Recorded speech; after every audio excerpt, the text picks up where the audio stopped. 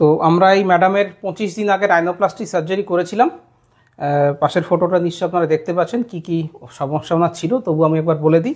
আমরা ওনার ন্যাজাল ব্রিজটাকে উঁচু করেছি, এটা যথেষ্ট বসা ছিল।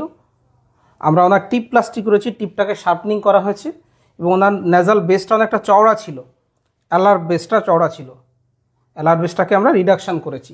তাহলে রিডাকশান অফ দ্য অ্যালার বেস, টিপ প্লাস্টি এবং ডরসাল অগমেন্টেশন, এই তিনটে জিনিস ওনার ক্ষেত্রে করা হয়েছে। 21 থেকে 25 দিন পরে আমরা দেখছি এখনও হালকা সোয়েলিং রয়েছে, এখনও কিন্তু অনেকটাই কমে যাবে, এখনও প্রায় 10 থেকে 50% সোয়েলিং রিডাকশান হবে। রাইনোপ্লাস্টির ক্ষেত্রে যে রেজাল্টটা আমরা বলি সেটা 6 থেকে 8 মাস পরে যে রেজাল্টটা আসে সেটাকে আমরা মোটামুটি ফাইনাল রেজাল্ট বলে ধরে নিতে পারি। যদিও বইয়ে লেখা আছে যে 3 বছর অবধি, সার্জারির পরে 3 বছর অবধি কিন্তু চেঞ্জেস, অল্প অল্প চেঞ্জেস আসতে পারে বা দেখা যায়। আমরা এই ম্যাডামের কানের থেকে কার্টিলেজ নিয়েছিলাম ডরসাল অগমেন্টেশন করার জন্য। এই ডরসাল অগমেন্টেশনটা কানের থেকে কার্টিলেজ নিয়ে করা যেতে পারে।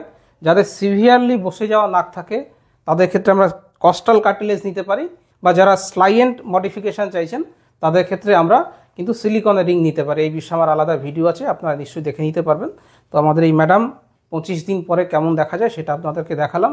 রাইনোপ্লাস্টি নিয়ে, রাইনোপ্লাস্টি বিভিন্ন রকমের রাইনোপ্লাস্টি, যেখানে আমরা এনার ক্ষেত্রে আমরা অগমেন্টেশন করেছি, কারো কারো ক্ষেত্রে রিডাকশান করতে হয়, নাকের উপরে হাম থাকে, কারো কারো ক্ষেত্রে অস্টিওটমি করতে হয়।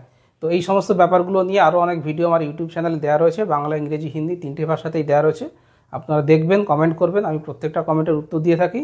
আর এই ধরনের কোনো ইস্যু রাইনোপ্লাস্টি নিয়ে যদি আপনাদের প্রশ্ন থাকে, নিচে আমার হোয়াটসঅ্যাপ নম্বর রয়েছে, সেখানে হোয়াটসঅ্যাপ করলে পরে আপনাকে কি করতে হবে, কত খরচ হবে, সমস্ত ডিটেলস বলে দেবো।